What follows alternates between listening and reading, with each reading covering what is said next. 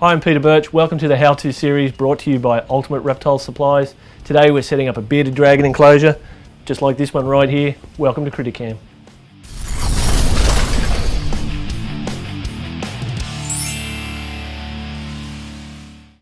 So for this particular setup, I've chosen the large URS terrarium. And one of the great things I love about the lids themselves, which we've already had fitted for ourselves here, is the lighting system.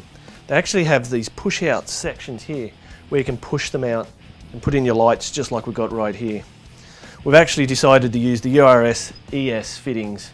So basically it's the ceramic fitting. Ceramic is much better than the plastic because exposure to a lot of heat over a lot of time, the plastic will start to get very brittle and sometimes will even break when you're putting it inside your globes, which is very difficult and very dangerous. They're already hooked up with a plug on the end, which makes them compliant to the Australian standards, which means you're going to be nice and safe. So what we've decided to use is for heating is this URS infrared globes. So basically you've got a heat section. So at one end of the cage you've got heat, which naturally allows the reptile to thermoregulate, which means the animal needs to move towards the heat to increase its metabolism, to digest its food, or in sometimes it will move away from the heat when it needs to cool down. It's allowing the animal to move in and out of those heat zones, which is very important for a reptile. And on this side, we've actually installed a compact fluorescent globe. This is actually a UV section here, which is 5%. Okay, so now we've put the lid on.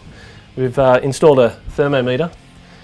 One probe at the cool end, one probe at the hot end, which is down this side where the heat source is. And we've also installed a microclimate down here where the probe is down at the hot end of the cage, which is keeping the hot end in check. So what you need to do is you actually plug in the heat source into the actual microclimate. That'll keep that heat source within the temperature desired that we need. And for the next thing, we're going to chuck in some sand into this beautiful enclosure. So the sand we're using is the Desert Red URS sand in these big chunky bags, 20 kilos. Bit of a workout, but it's a great product, nice, coarse, and that lovely, brilliant colour. I'm just going to get that on in there now.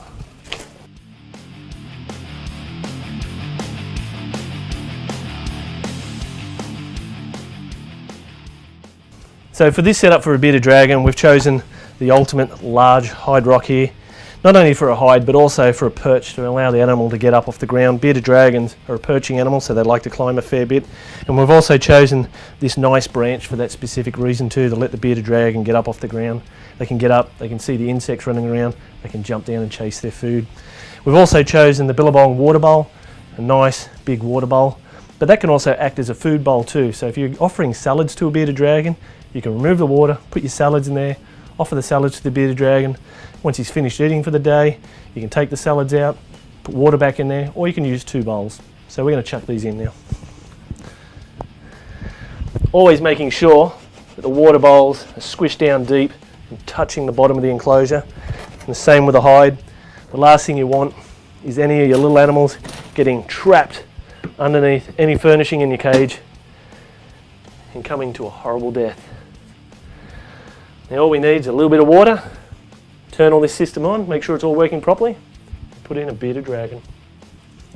So we just double check the temperatures with a thermometer, making sure that the hot spot is at the direct or the desired temperature for a bearded dragon.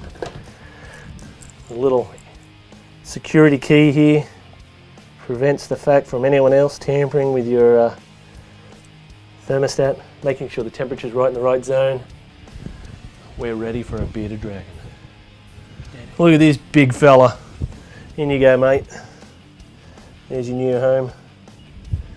And of course, a nice sliding door that locks, preventing old mate here from getting out. Looks like one happy lizard.